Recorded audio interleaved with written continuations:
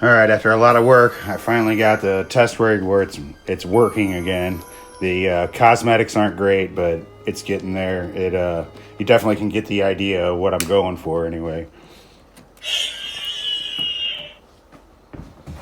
Let's see.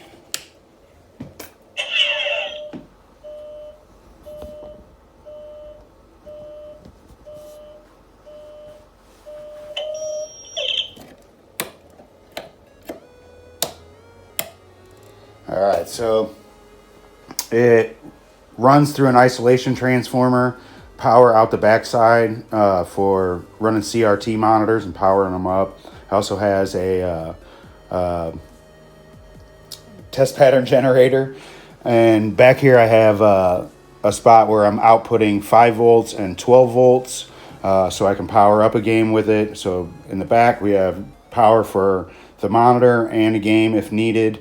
Here in the front, underneath the handle, I don't know if you can see that well, but there's a spot to plug in a PCB, and so that I can test boards there. And I also have a little mini board from Riddled TV where you can plug in and then plug your board in, and then you can test all of your buttons and your functions. But I'm not sure if it'll do the cabinet and the board. I'd have to look at it. And then what else do we have? Here we have the Q4 or GQ 4x4 chip programmer, so that I can also burn ROMs on the fly if I need to. And then, of course, what I'm trying to show in this part, if it'll come in. Now, I have, this is a controller, and it's a keyboard and mouse. Let me see if I can get us past here. There we go.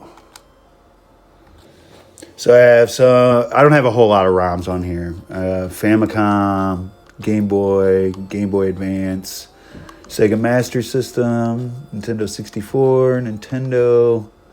I got some ports. I got a desktop on here. Super Nintendo, and then back to arcade.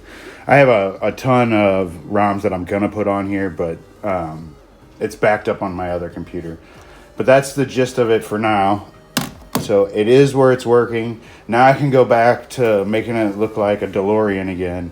What happened is I was about to show it to somebody, and I had it turned on, and I dropped like 5 or 6 screws in here, and it shorted out a bunch of crap. My monitor went down. Oh, it was a nightmare. None of it worked.